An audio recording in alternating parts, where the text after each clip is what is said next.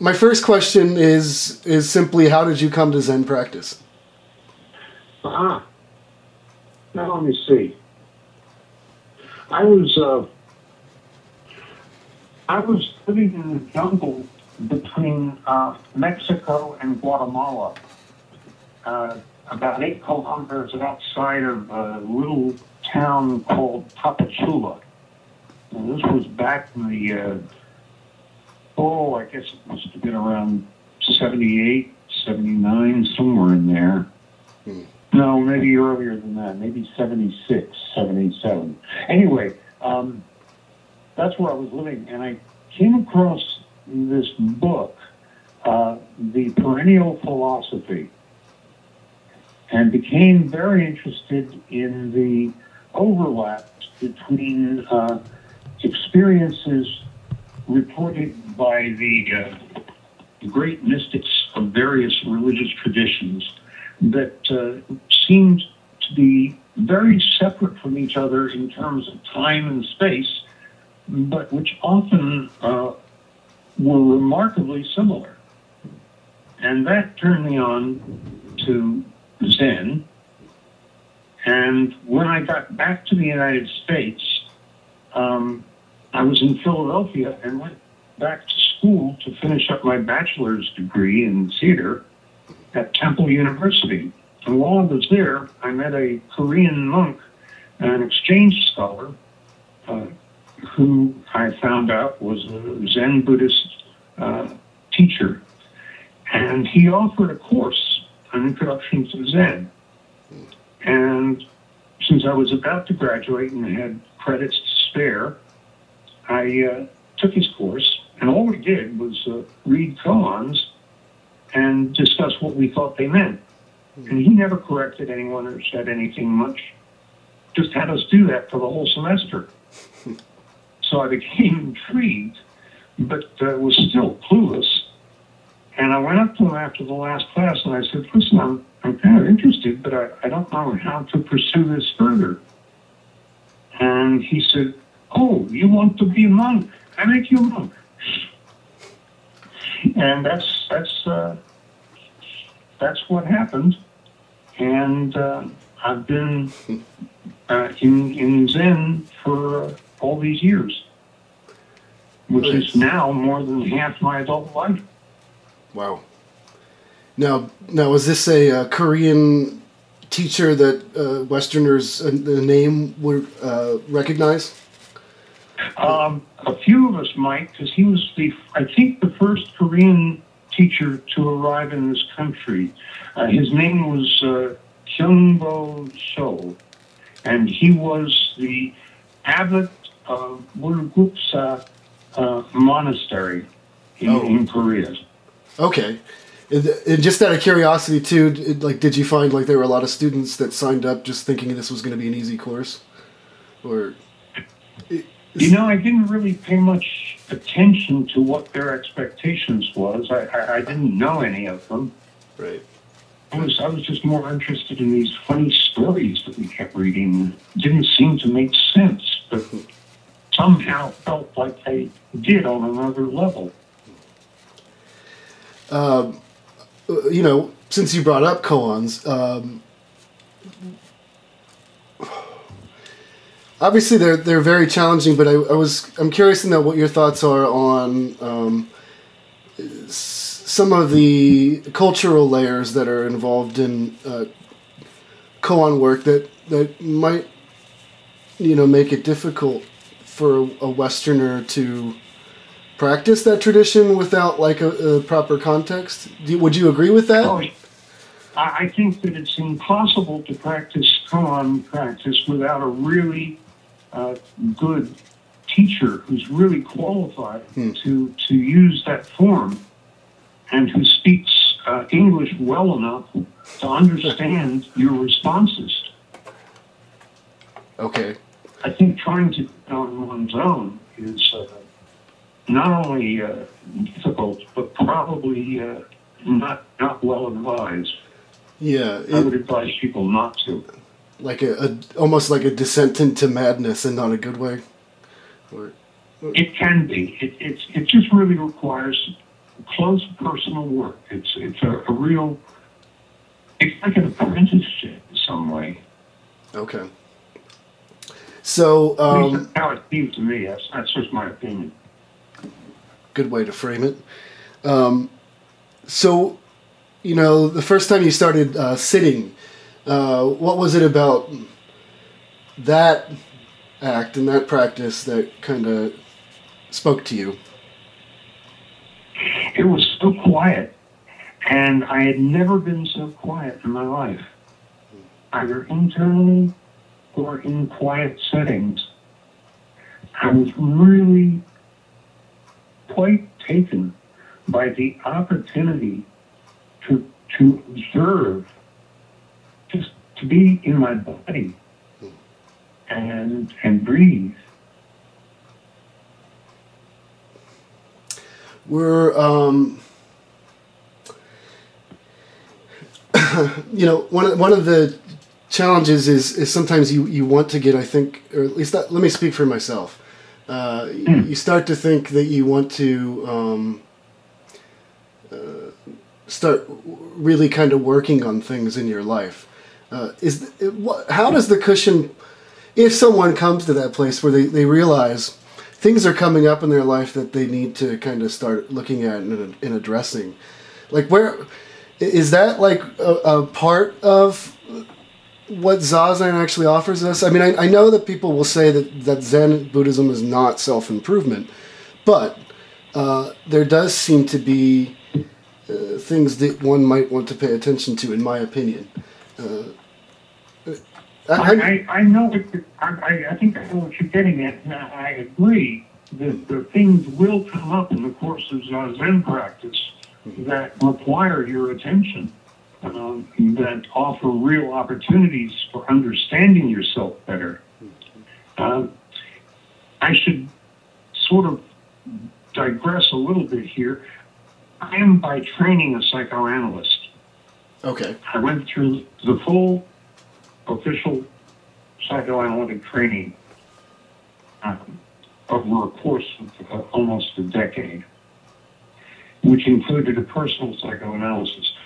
So having been in 2 psychoanalyses plus individual and group psychotherapy, I feel that's the place to address problems or issues of a fundamentally emotional or characterological nature.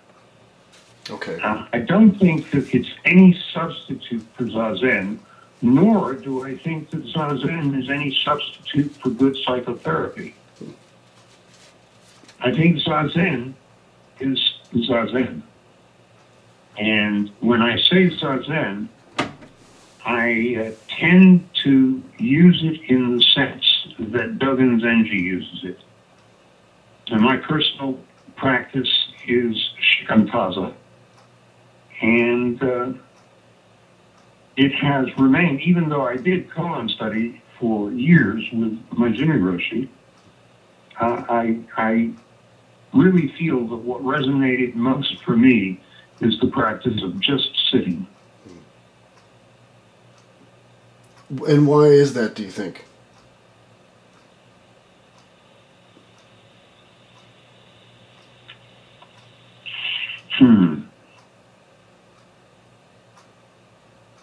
Or does it matter? It matters a great deal to me. I'm not speaking for other people, but for me, just sitting is my practice. And I think it's because it's so fundamental. Very basic.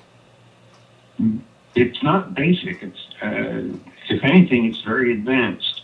It's much more demanding than counting your breath or following your breath. But it's worth it. Okay. Talk a little bit about how the practice might have helped maybe get you through a particularly difficult period in your life? You mean my present life? Your present life, sure. Which is the most difficult so far. Well, I was recently diagnosed with Alzheimer's disease back in May or April of this year. I'm sorry. And that really pulled the carpet out from under me. But it really woke me up to the presence of the carpet and its absence and how unaware I'd been. So Zazen was of great importance during this period. I went through a pretty wide range of emotional reactions, ranging from the first 3 days after I got the diagnosis, I was in a state of bliss for some reason. And then after that, I went through cycles of great anxiety and depression and irritability, which I still cycle through. But my relationship to those experiences has really shifted in the last 6 months. What once I saw as sort of mini catastrophes, I now kind of relate to as simply differences like the weather, or like the shift from daytime to evening and night. And they're just changes that I go through. And so they don't take me over quite as much as they used to. And somehow, in relaxing the actual physical tensions in my body that accompany these cycles, I'm able to more directly fit in my own skin. Whatever's going on, I just view it as the scenery I'm passing through.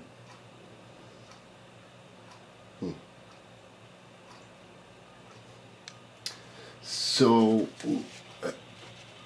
just out of curiosity, do you have any fears or anxieties coming up around this in terms of, knowing what's kind of coming up ahead of you here? Yeah. I think there are 2 classes of concerns. Mm-hmm. One is practical matters, financial, where to live, medical considerations. That's one class. The other class are perhaps more, how shall I say, existential or metaphysical issues, which I am not inclined to pay so much attention to anymore as I once was.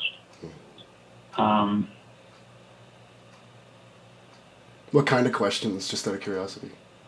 Things that I can't do anything about. Things like how terrible it is to lose one's mind, to have been alive this long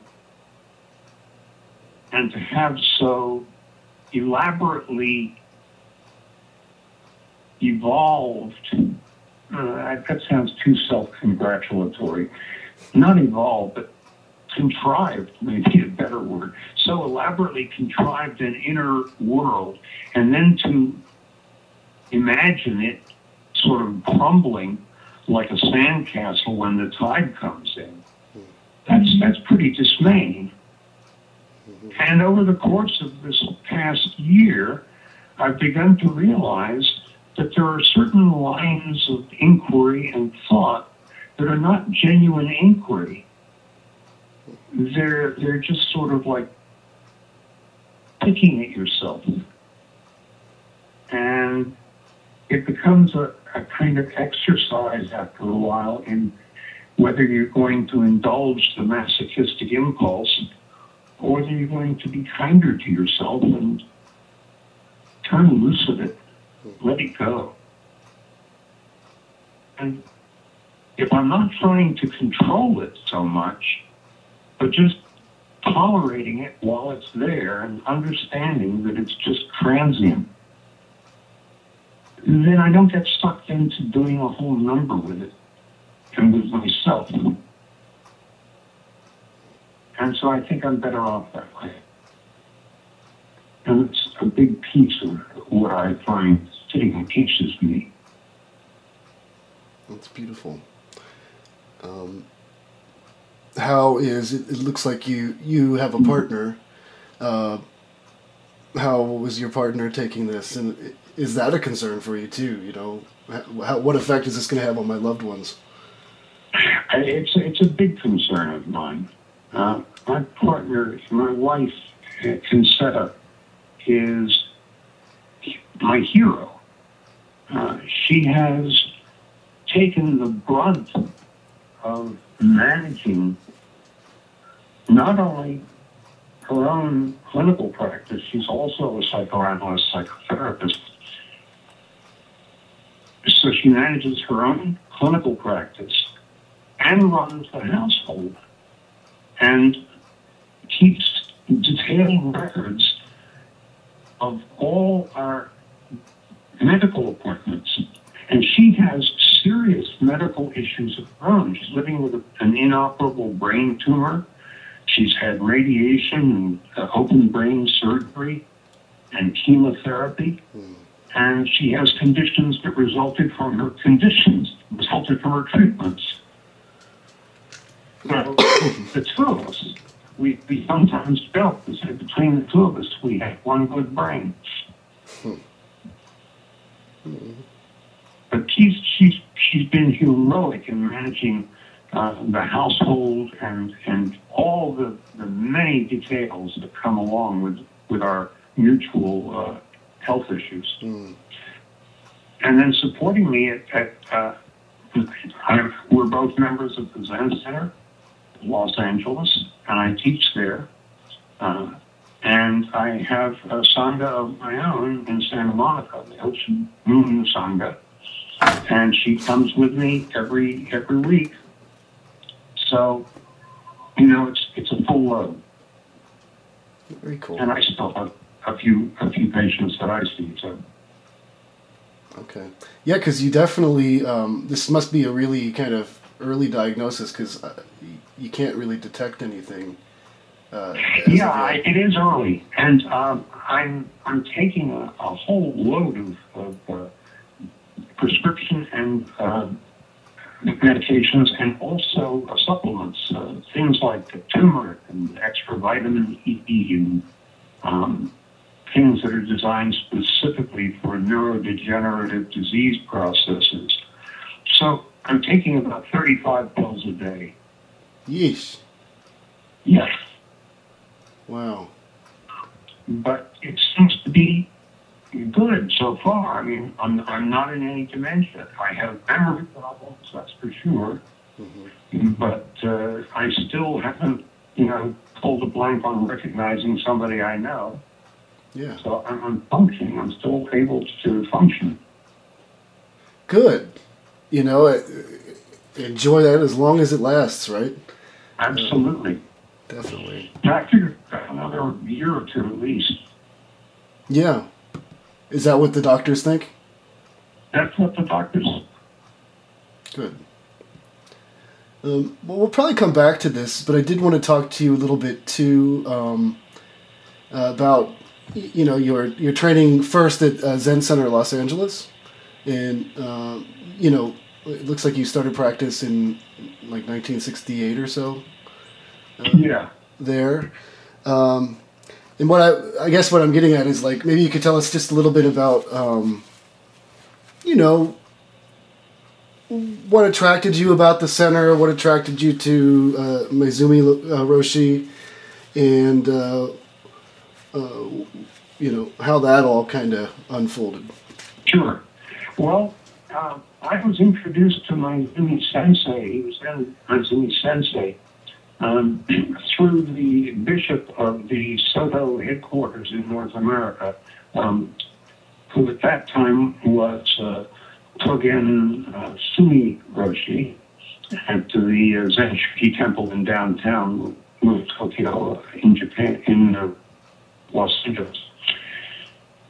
I had been best man for a friend of mine who got married there in a Zen ceremony, and I thought it was a beautiful ceremony, and I was about to get married. And I asked him, the bishop, if he would conduct the ceremony. He immediately demurred and said, no, I've already done one Caucasian couple. The congregation there was mainly Japanese.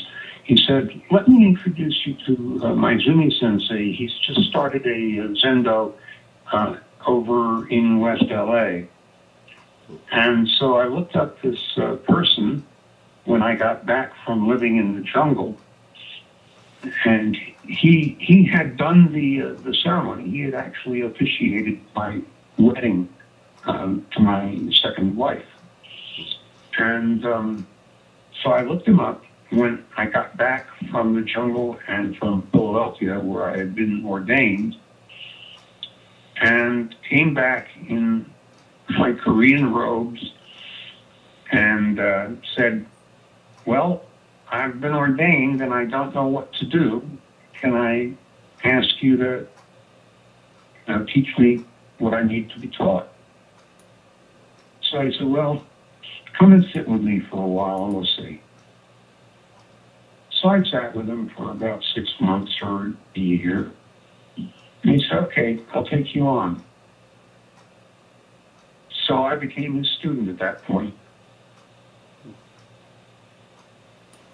Okay. And at the time, Yasutani Roshi was coming to the center to hold sesshin. And I had read about Yasutani Roshi, 3 Pillars of Zen. And so I was really eager to practice, and he felt that I should shift my registration to the Japanese Soto school rather than remaining under the aegis of the Korean sect. And I didn't know what was what at the time, and I said, okay, whatever you would recommend. Mm-hmm. And so we did that. Oh, so you went to go train in Japan? No, I trained at the Zen Center. Okay. ZCLA. I gotcha. Okay, sorry. Misunderstood. Mm-hmm. Actually first, since you mentioned him, and since actually I've talked to very few people who really met him, tell us just a little bit about like what kind of teacher Yasutani Roshi was like. I didn't really respond well to Yasutani Roshi. Maezumi Roshi had 3 Soto teachers, 3 Japanese teachers. His father was his first teacher. His father was roughly the equivalent of the Chief Justice of the Supreme Court in the Soto School Judiciary branch. So Maezumi Roshi got Dharma transmission from his father. He also studied with Yasutani Roshi, who was a Soto priest who used Rinzai-style Kōan study in the lineage from Harada Roshi, Dian Harada Roshi. And then there was Kōan Roshi, who was a Rinzai lay teacher and master, who was really wonderful.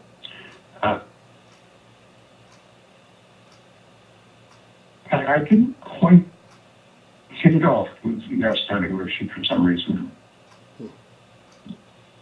Do you have any ideas as to why? Well, in retrospect, there's all kinds of things that I've come up with, but I think that those are afterthoughts. I think it was just the chemistry wasn't right. Okay. How important is that in a teacher-student relationship? I think it's quite important. I think it's crucial. I think you have to choose your teachers very carefully and not just go on credentials, but on the personal vibe and the chemistry. You have to be really ready to trust your teacher. And that's not easy for me. Mm-hmm. But I did with Maezumi Roshi. And I studied with Maezumi Roshi from about 90, from about 68 through 79. Okay. Now I'm curious, Daishin, too. Like, were you ever? Correct me if I'm wrong, but there, from what I understand, in the early days at Zen Center LA, and of course with Maezumi Roshi as well, there was somewhat of a culture of drinking, and it may have just been sort of the times. Were you kind of aware of that, and how were you kind of? I was very aware of it. I was part of it. Okay. It was a pretty wild scene in the early days. I really basically come into Zen from my scene culturally as first a beatnik and then a hippie. Mm-hmm.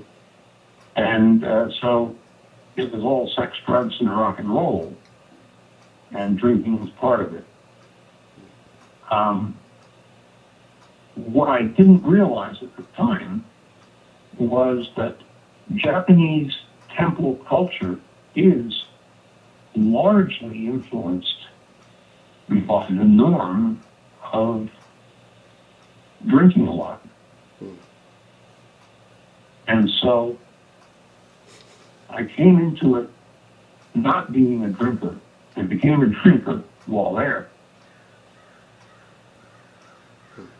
Largely just as I guess it happens with many people in the similar situation, to maintain the continuity of contact with what was going on.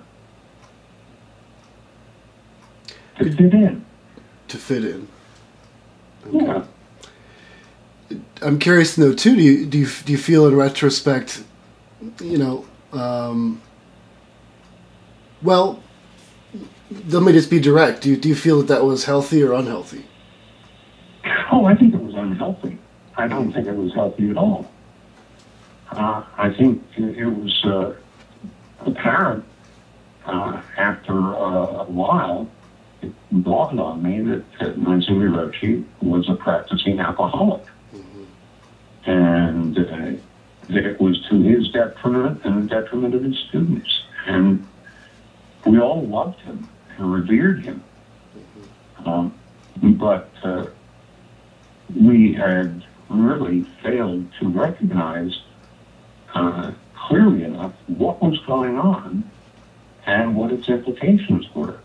Eventually, the shit hit the fan, and under extreme pressure from his students and friends, Maezumi Roshi entered treatment, went to the Bay Forts there, I believe, mm-hmm. and was in treatment in residence there for a number of weeks, and openly admitted later in a filmed interview that he was indeed an alcoholic.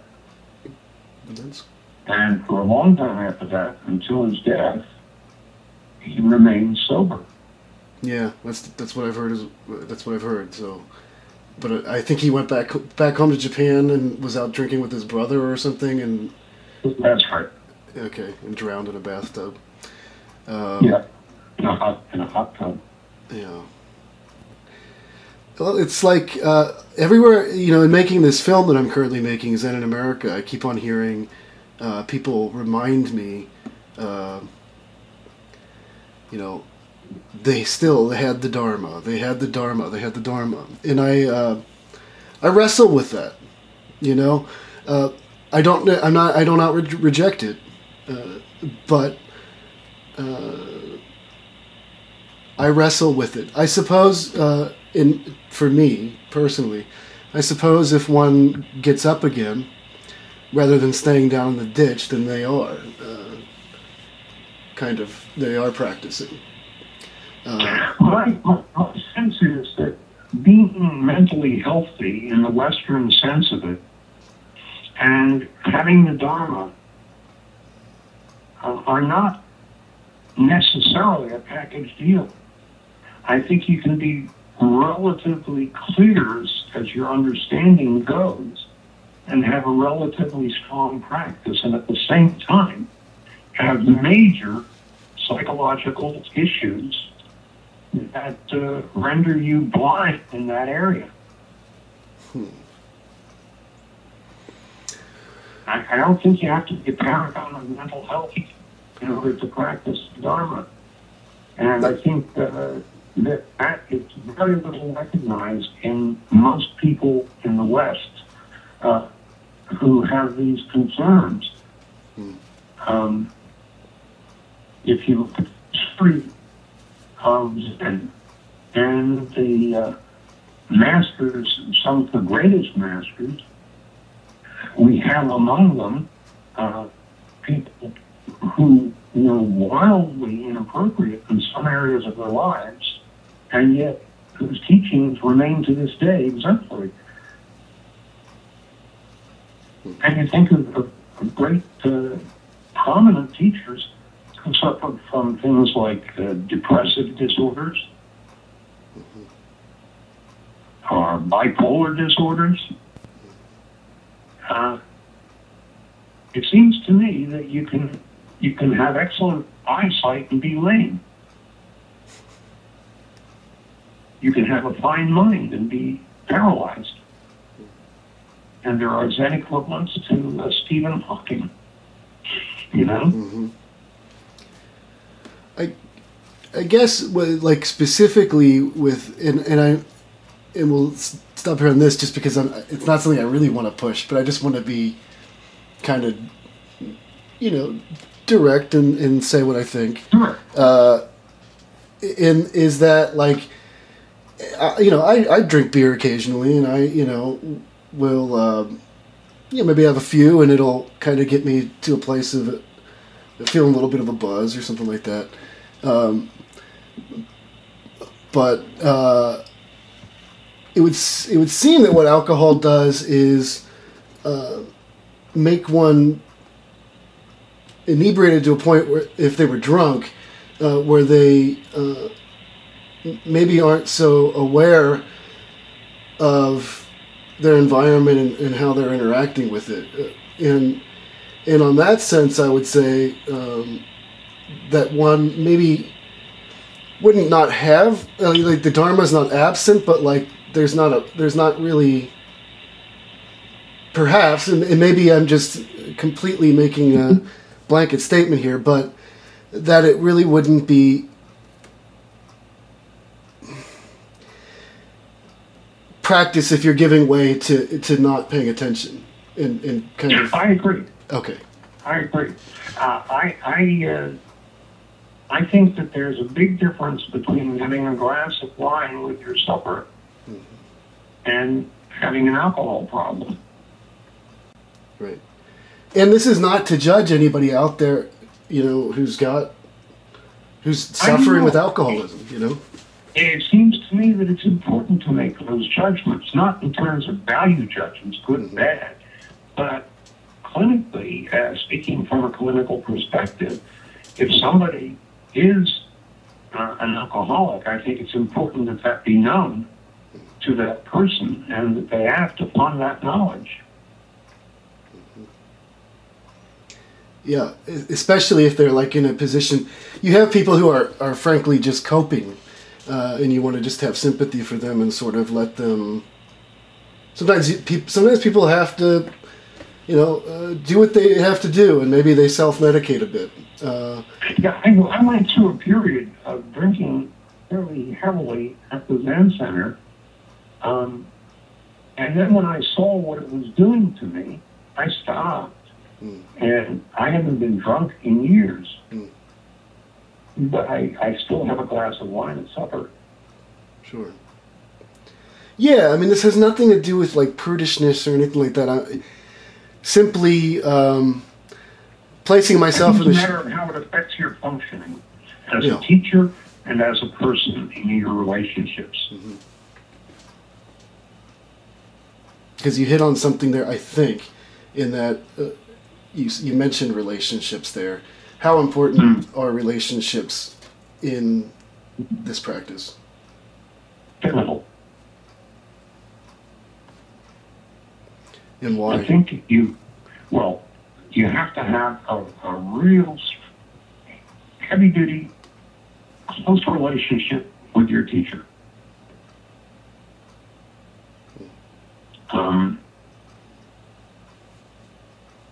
That's first off.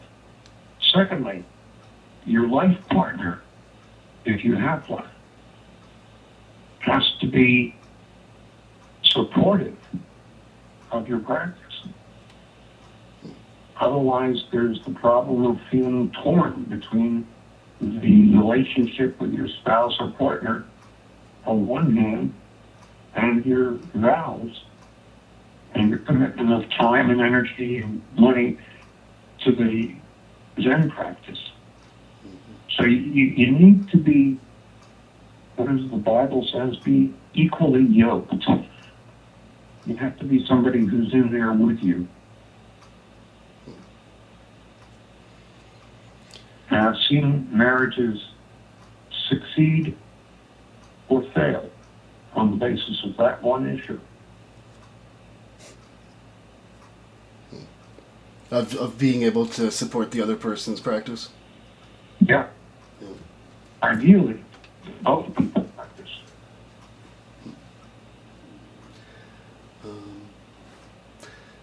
Yeah, I definitely think that.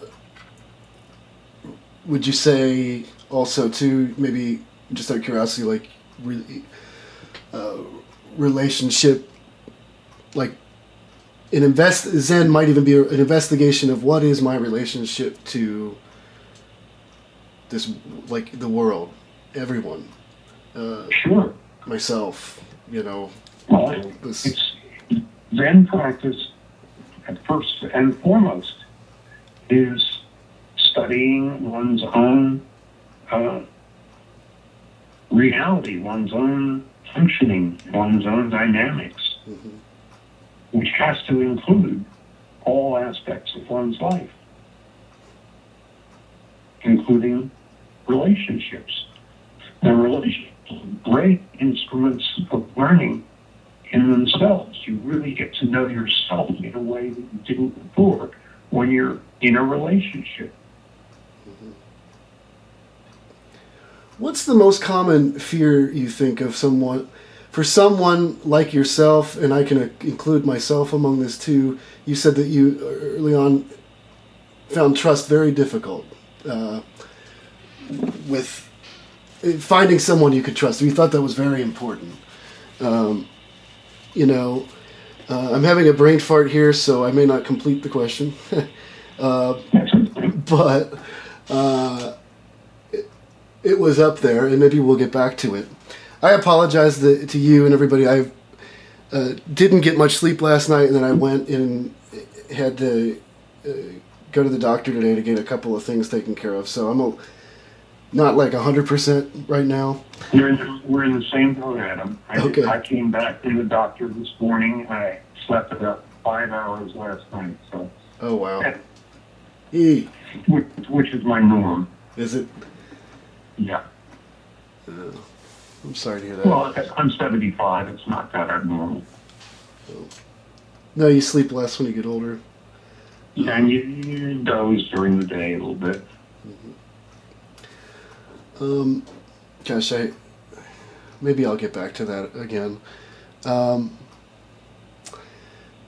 maybe you could tell us about a little bit about what kind of work you're doing currently today. Well, I'm currently teaching at the Ocean Moon Sangha in Santa Monica. We meet one evening a week, and we sit 2 periods. And on the first Wednesday of each month, I give a Dharma talk. And Dharma talks are sometimes quite conversational, interactive with the assembly. We're a small group, average 7 or 8 people a night, sometimes going up to as many as 10 or 12, but averaging 7 or 8. And we've been going for 10 years now. Okay. So I'm trying at this point to see what the meaning of this sitting group is to its own members.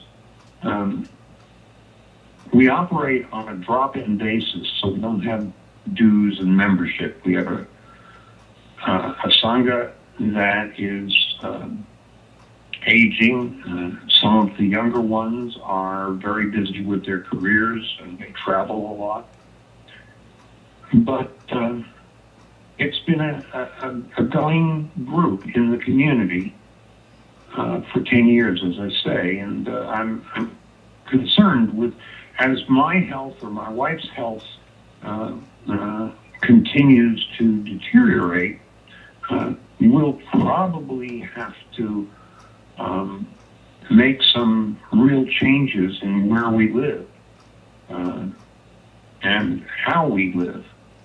And it's not really clear to me at this point what the future of the group is to be, and I'm trying to get the Sangha to take on the job of deciding that for themselves and not depending on my choices so much. Somehow, so that's uppermost in my mind with work. Okay. And I'm phasing out my clinical practice gradually, so that's sort of proceeding on its own. Okay. So you're just sort of starting to prepare a bit for having to kind of start going down the descent of Alzheimer's disease. Yeah. Okay. And also just, accommodating my other medical conditions. I'm also diabetic, and so forth. There's a number of things. I'm very weak, so I don't get enough exercise, and I fatigue easily. My goal is not persistence. Yeah, I just I think I kind of remembered what I was going to say, or what I was going to ask you. It was in relation to trust, and I was going to ask you, because I thought you were saying you had trust issues originally. I know I have that problem sometimes. In you go around and you can't lie to yourself and say a teacher says something to you which simply just does not ring true. I'm sorry, are you there? Yeah, I'm here. Oh, did I cut out there? No. Oh, okay. But it's not. There is this power differential in Zen Buddhism that sometimes lends itself to, like, the teacher really literally knows everything, and the student is like impotent and disempowered and constantly being corrected and not uplifted in their practice. Yes. I've heard people complain about being dominated by their teacher. And so I think that's a red flag. When that seems to be going on, there's something wrong. And it may simply be a matter of misattunement on both sides, or one or the other. But it may also be an indicator that there's something fundamentally off in the approach that the teacher takes. And maybe a young teacher who's not experienced enough, or a teacher who has significant issues of his own or her own. That certainly has happened many times in the past, and I think it has to be recognized. My rule of thumb is, if something the teacher says really seems to be flatly counter to what your experience is, then you have to take your experience seriously. Yeah, how can you dismiss it? Himself encouraged people to question, not to take things on the basis of authority. That's right. Not even his. This is fundamentally an investigation of life. And if anything I've said doesn't add up, discard it. Mm-hmm. Be a lamp unto yourselves, he said. That was the last thing he said. So how then does this teacher help, in a healthy way, walk a student through, or help walk beside this student on this path in a way that kind of, fosters them towards being healthy? I mean, let me put it that way, rather than kind of dependent and submissive. It's the role that every father faces. The father's job is to equip his children to go out into the world and stand on their own 2 feet. And a teacher who doesn't take on that responsibility misses a central issue of teaching, of being a teacher. The teacher's aim is to get the student to a place where they can stand on their own 2 feet. And that, I think, fundamentally requires that the teacher be very humble and very aware of their own fallibility. Nice. So you would be looking for characteristics that show that, maybe a teacher, let me just put it that way, is open to learning themselves. Absolutely. Yeah. When I was starting out as a therapist, there was a period of time when I made recordings of all my sessions. And I gave those recordings, they were on cassette, little audio cassettes, and I would give them to the patients I saw and keep a copy for myself. And I would review each session between sessions, which was a hell of a lot of work. But it was a true education, because what they heard and what I heard and what we talked about subsequently really allowed me to see how much I had learned from my patients.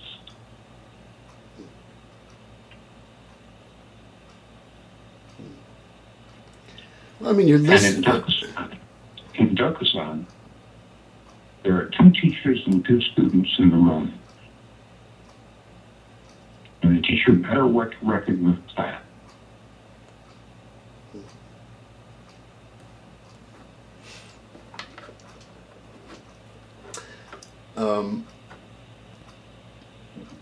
What would you, what would you tell someone to do who might find themselves in a position where they find themselves unable to kind of find anybody to trust? And then I would ask what their basis for that was. There's no sweeping answer that I can give that will cover the cases in general. Right. If people have fundamental trust issues, that needs to be attended to, and psychotherapy is a good way to do it. Of course, there again, you're faced with the riddle of who's the right therapist for me. And the principle of selecting a therapist is akin to the process of selecting a teacher. or selecting a friend or a wife or a husband. Yeah, that's a good. I've been told sometimes, or corrected and said, like, well, this is not like, you know, these other relationships, or it's not like a marriage, or this or the other. And I've never tried to make that argument, only to say that it's not the kind, in my opinion, it's just not, just like what you said, it's not the type of relationship where you just say, hey, we just went on a date, let's get married. Right. You know? That's right. My God, that's insanity, actually. Because you don't know this person at all. That's right. Yeah. That's why I encourage students who are shopping for a teacher to see a number of teachers. I didn't. Mm-hmm. And I was lucky because what I wound up with was very fine. Mm-hmm. But if you are considering making a choice, give yourself choices to choose from. Mm-hmm. Well, because it should piss everybody off that, you know, because everybody knows that when most people who are coming to this practice are suffering, have hit some kind of, you know, who knows what it is. Somebody died, you know, they just got a divorce, something else. And then if you come across someone who's going to take advantage of that vulnerability, sitting in this position of power, how despicable, actually. I think it's very, very simple when that happens. Mm-hmm. You really need to be with somebody who you feel understood by, and who you feel accepted by, not somebody that you have to impress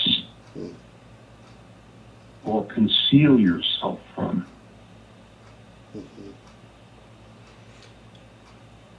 Right. Or become something other than.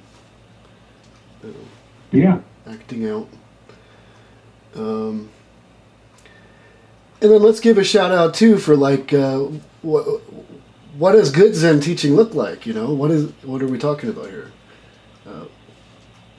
We're talking about like some of the things to avoid, but like you did talk about looking for humility in the teacher. What are some of the other characteristics? That a teacher is not formulaic. Again, what does good Zen teaching look like? I don't know what an answer to that would be. But I know it when I see it.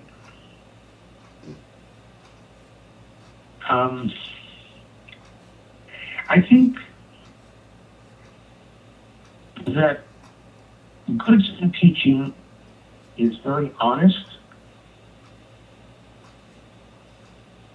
and very plain. Doesn't need to hide behind. Oh, I'm sorry, Daishin. Yeah, go ahead. Oh, I was just going to say, like, you know, sometimes I think that the more flowery it gets and the more kind of abstract, the more maybe somebody's compensating for the fact that they might not have much to say. Absolutely. Maezumi Roshi said something to me once in Sound that has always stuck with me. I had made a response to a question that was pretty abstract. And he said to me, Taizan, when you speak to a point like this, what you say should be understandable by an illiterate peasant farmer. If you can't say it that clearly, then you probably don't understand it yourself. I like that. I take that very much to heart. Mm-hmm. I like that because otherwise, you know, again, if somebody's never, if that's all you're taking in, let's say, from the practice is sort of these very abstract, sort of flowery speeches and that kind of thing, I would think you'd just end up confused in the end. Yeah, I mean, the reason that I gravitated to Zen in the first place was because of this very point, that I thought that the percentage of bullshit to rhetoric was rather low in Zen, which I appreciated. It's very down to earth. And Zen is a very down to earth practice. It's very physical. Much more physical than metaphysical.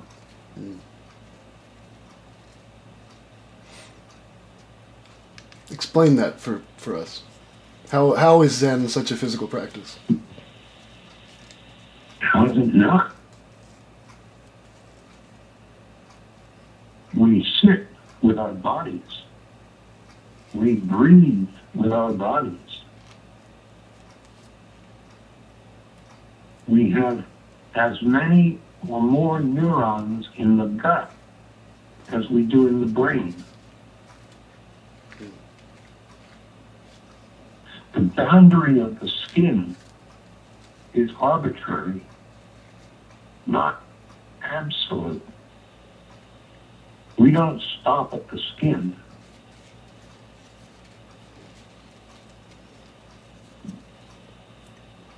And the whole point in Shikantaza is that the body and the breath and the mind are one.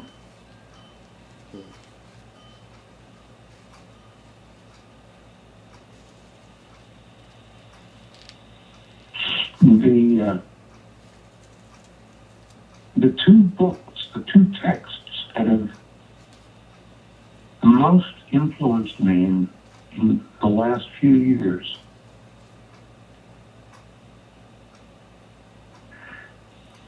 the teachings of Master Hongji Zheng's in cultivating the empty field, and the Shobogenzo of Dogen Zenji, and particularly the Genjo Kōan.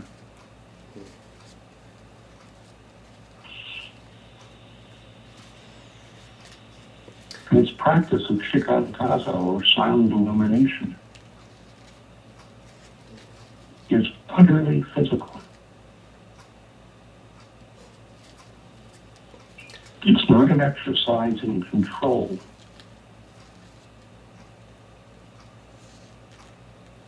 And interestingly, it's strikingly similar to the Vajrayana practice of Hatha Yoga, or Dzogchen.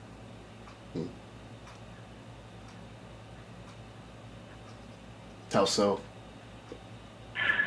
In the 8th century, there was a huge debate between the Chan school of China, which was then quite prevalent in Tibet, and the Indian Buddhist schools. And the Indian Buddhist schools apparently won the debate. And so Chan was suppressed. But right around then, Dzogchen began to flourish and replaced it. And some of us in the Zen world have the view, and I think it's probably correct, that Dzogchen and Zazen cover much the same ground, but that Tibet remained influenced primarily since then by the Indian Buddhism that they had taken. Okay. Whereas Zen stayed with the Chinese influence and then developed further in Japan from that. Okay, look at. Doing okay on time. We're getting a little bit into the hour here. So you know now, the last question... Oh, and then we can get back to this at any time, but the last question is open mic, so you know. So if we didn't cover something, you'll have an opportunity to talk about whatever. Okay. Yeah. So, but other than that, I just have a couple of questions. But was I cutting you off there? Did you have more to say on all that? No, I think I said what I had to say. Okay. So,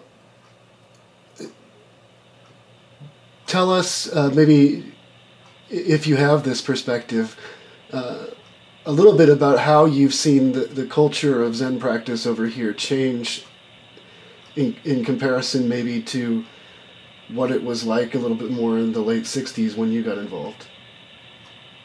That's a really interesting question, because I've only been at the Zen Center of Los Angeles at my own Shinmun Sangha, so I don't have a broadly based view of American Zen practice overall, except through the internet. But at the Zen Center of Los Angeles, there's been a remarkable transformation. Roshi Yoku Nakao, who was a successor of Bernie Glassman, who was Maezumi Roshi's first and most senior Dharma successor, Roshi Yoku Nakao has completely reformed Zen Center practice and governance from a patriarchal vertical organization where the priests and the teacher were all dominant and everything revolved around them, to a much more participatory, broadly based Sangha, in which responsibility was taken on by the Sangha members as part of their practice. And so we have now an organizational chart that doesn't look like the conventional corporate flow chart, but more of a mandala, with the subgroupings on that mandala being circles rather than committees, with stewards rather than chairs. And these come together in Sangha-wide meetings. And so what was once a sort of testosterone-soaked patriarchal model has become much more diverse and much more sociocratic in structure. And we make use of the form of council practice, which has become extremely helpful in guiding some very difficult decisions that we've made in the past few years. Altogether, I would say it's a healthier and happier community than it's ever been. That's awesome. Thanks to, yeah. I think it's a model. Well, I think everybody, at some point, some places, can stick to a recipe and never kind of diverge from it, and everybody loves it still.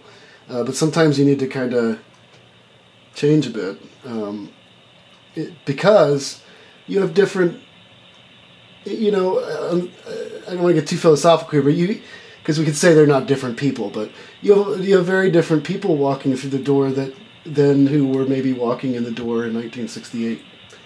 Absolutely.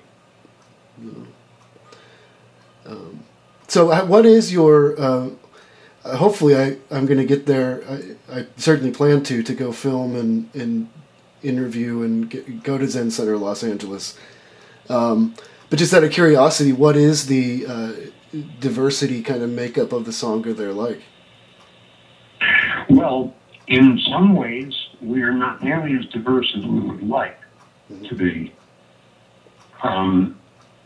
We have relatively few African Americans, for example, who are regular participants, although a few.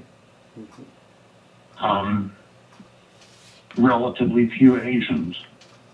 So we're largely white and Hispanic. Okay. On the other hand, in terms of diversity, we have a major presence of LGBT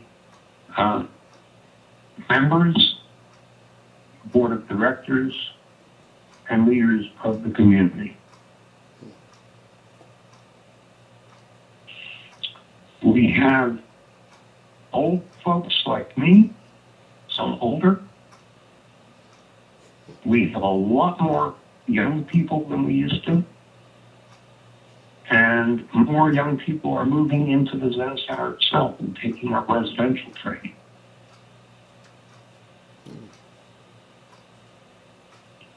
Interesting. We're more of a presence in the community, I think. Yeah. Well, I mean, because what was it? At one point, like it was, from what I understand, like the whole block was kind of owned by Zen Center Los Angeles? Or largely, yeah. At one point, we had about 150 people living on the property. Wow. On Zen Center properties. And now we're down to about 30. Okay. Yeah. So the makeup of the group's much smaller. Much smaller. We had to sell off some of our buildings during the hard times. And I think we're better off for having done so. Do you think that that's why some people think... I could see where somebody could argue, like, we need to then sell Zen, right? Because people aren't coming. And so maybe there's this instinct to become kind of entrepreneurial in really kind of having a lot of gusto and getting it out there and all that. What's your view on that? I can see their rationale. I don't share it necessarily. I don't disagree with it. It's just not my style. And it isn't the Zen Center style. We're not really marketing ourselves aggressively. Okay. Zen is never going to be the kind of popular movement that, say, contemporary Western mindfulness groups are. Right. It's not everybody's cup of tea. It's a difficult practice. It's challenging. It's always Oh, I'm sorry. It always has been. Yeah. No, I think it always has been. But I think it's working out. I think that it's very early in the game to make any judgments about what the Buddhist scene in America is. It's just in its barely out of its first 100 years, you know? Mm-hmm. And I think it'll take another couple hundred before we really have some longer range data to base judgments on. Yeah, it's hard to know. It's hard to kind of cast into the future and know. That's right. How this is going. Although it's interesting, UCLA has just started a project. I don't think this has been publicized yet. Mm-hmm. They're going to take the ZCLA archives and house them at UCLA, which includes all the recordings of all the teachings and Dharma talks of Maezumi Roshi, all the visiting teachers and students. And they're going to use those as a sort of pilot project to gather the archives of other Buddhist groups in the West and become a central repository for Buddhist archives. That'd be awesome. This is University of California, Los Angeles? UCLA, yeah. Right on. The person who's working with Roshi Aidyoku on this is Professor Robert Boswell. Oh, yeah, right. So that's the plan. Like any Zen center could technically archive their stuff there? That's the impression I got. Now, I wasn't in on those discussions. I'm just telling you what I've been told by Roshi and Yoku. But I think that's the general long-term hope. Sure. That'd be awesome. Because actually, I like archives like that. Some people, some people don't like that kind of stuff, but it's interesting. Oh, it's more than interesting. It's important. It's history. Uh-huh. And we think when we find archives from early in the Buddhist era, it's very exciting. It's very illuminating. Mm-hmm. And one of the things that Americans contend with, especially in these new generations as they come along, is familiarizing themselves with what has been done and who was who, so that they have a context in which to place themselves. And I think there's a great need for that. Not enough people really pursue it and study it like they study sports. And I know guys who can put you baseball, football, basketball statistics from the 1950s. And they've been practicing Buddhism for a long time, but they don't know who the ancestors were. Mm-hmm. It's a real need. And so that's something that I try to encourage people to do, is to become literate. Buddhist literacy is a big area that needs developing. Mm-hmm. Would you say especially so in Zen? That seems to be like what some of the more, shall we say, traditional traditions might view Zen as being maybe a little bit light on kind of sutra study and that kind of thing? It's not a matter of sutra study. It's a matter of understanding our own history. Okay. Our own forebears, the people who taught our teachers and their teachers before them, going back to the Buddha. It's a matter it's not a weakness of Zen per se. It's a weakness of Zen students who don't think that they have to really know this stuff. Who are not used to reading. I think it's a large phenomenon that's taking place in the United States culture globally, not just in Buddhism. As reading becomes less common and scholarship is less appreciated, we tend to become decontextualized. And we really need to have that historical vision so that we can understand what's new and what's old, mm-hmm. what mistakes have been made, what mm-hmm. controversies have arisen and been investigated and understood. Right. What, if anything, has been learned? Yeah. Right. Well, I'm positive. I mean, I'm fairly positive about it, and I feel the same way, similarly as you. As I don't think Zen's actually ever going to, enter really an American kind of mainstream practice, because I think it's always, it's a weird practice. I mean, you're going to be putting your body through stuff and having to look at things that are going to make you really uncomfortable. Yeah. And not a lot of people are interested in doing that for a weekend or a week or whatever. Or a lifetime, right. Let alone a weekend or anything else.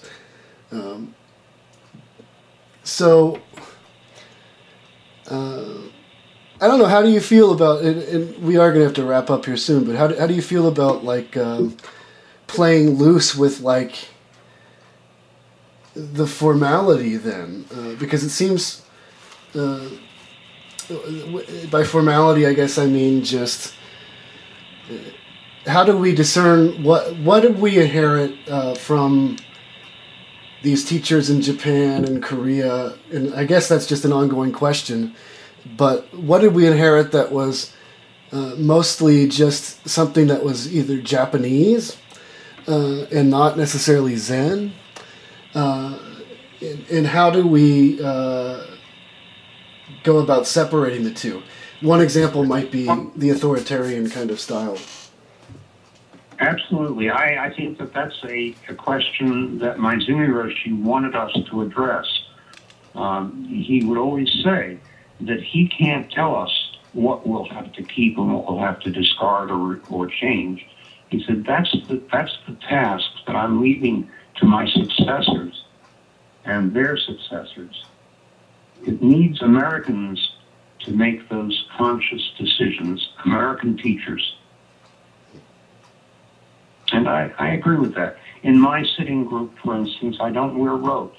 I wear a rakusu, but the rest of the time I'm in shirt sleeves. Cool. Yeah, I find it a little bit... there's nothing wrong. There's absolutely nothing wrong. If your Sangha wants to wear... if whatever the attire is in your place, go for it. Yeah. But sometimes there can be, I can just speak from a place of like, maybe when I went to places when I was kind of very new. And like, you really had a sense that like, you're not like a part of, you don't feel like you're in, necessarily. Yeah, that used to be very much a feeling at ZCLA in the early days, where the in-group, and if you were new, you really felt like an outsider. At ZCLA, it's just the reverse now. We're very inclusive and very accepting. Right on. It's just, we've grown up a bit. Good. We're getting ready to celebrate our 50th anniversary in a couple of years. That would be neat. So you'll have a lot of people there. Yeah. Or maybe not. Maybe they'll be gone. We'll be bringing all the white plum teachers in from all over the world, because we are the mothership. Yeah, that's a lot of. There's a lot of history there for certain. At Zen Center LA, it's one of the more important practice centers to have developed here. Sorry, I'm crunching an Altoid. When I was living there, here's who was living on the block with me. My downstairs neighbor was Daido. Across the building from me, Joko Beck. Bernie Glassman, down at the end of the block. Maezumi Roshi. Genpo Merzel. L.A.Hugh Smith.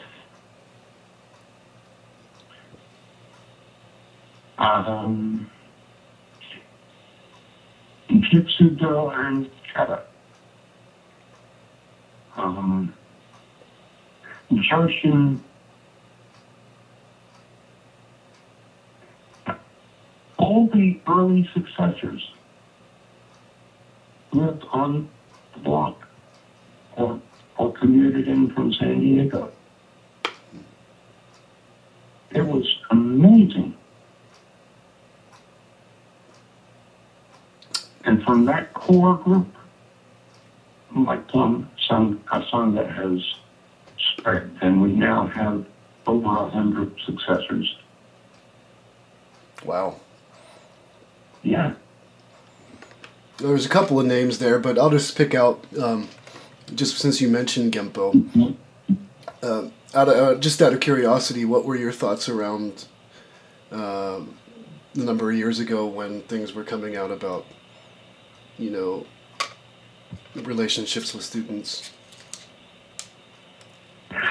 I think that I have decided to make no comments on any particular person, particularly Genpo.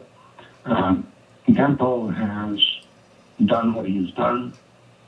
It's generally known, and people have to make up their minds what they're going to think about it. Okay. Yeah, there's I don't condone any of it, but I'm not going to engage in condemning it either. Okay. And then just wanted to ask, final question, and we'll do the open microphone. Okay. Final question is just, and you can just recommend your own book if you want, but what books would you recommend to somebody who's interested in kind of exploring a little bit more about what this practice is about? Well, the two books that have really been terribly influential for me have been Cultivating the Empty Field and The Shobogenzo. Cool. I think my own book is a decent introduction to beginning practice.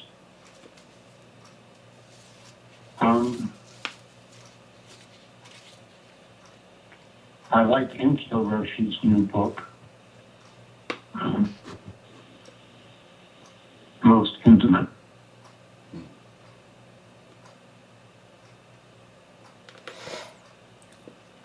Okay. And then... Andy Ferguson's book, Zen's, what is it, Zen's Chinese Ancestors or something. Yeah. That's been a constant reference source for me. Okay. So you like to read up on all those old bios of teachers and... Well, I have to give Dharma talks. Yeah. You have to say stuff. I talk about Kōan and other classic texts. Yeah. So that's my main source for information. Does that come before we get to that last question? Like, does that come rather easily to you, or do you? I don't know. Different people work different ways. I'm assuming with Dharma talks, but like, do you have to do a lot of preparation, or do you just kind of go in and? No, I prepare a lot. I don't speak from a text, from a notes. I mean, but I over prepare for weeks in advance. Wow. And so you do. How often do you usually do a talk there? At ZCLA? Yeah, I do something once a month. Okay. And once a month at Ocean Moon. Okay. So I do a couple dozen a year. Not always Dharma talks. Sometimes they're public face-to-face. Okay. What we used to call shosan. Right. And sometimes they're discussions. But when I'm preparing a Dharma talk, I like to have a fairly solid grasp of the context in which the text originated. Okay. And shosan, for clarity, I think somebody just mentioned that or something. Was it like when students are talking about it? Is it in a group with the teacher about a koan, or? It's when a teacher does dakusan face to face in public rather than in a private room. So members of the sangha come up and present to him or her whatever's on their mind about their practice. Okay. So and the teacher responds. It's like a public dokusan. Okay. Yeah. Interesting, and that's and people are usually in that. Are they usually working on the same case or different ones? Oh, it's not always about a koan. No, normally in public face-to-face we don't do a koan so much as we do something about their practice. Okay. Well, this was wonderful, and we'll go ahead and now get to that last part. If you did have anything, that we didn't talk about. Can you describe to me what the last part is? Whatever you would. You don't have to talk about anything. It's just it's simply an opportunity to talk about something that we might have missed or didn't talk about during the interview that might have been important. That'll probably arrive sometime late tonight. I don't know. I think we covered a fairly wide range of topics. Yeah, me too. Brain farts and lack of sleep and all. So. Yeah. So, Daishin, thank you so much for joining me today. Well, Oh, I've been very pleased. Thank you so much. You. And I'm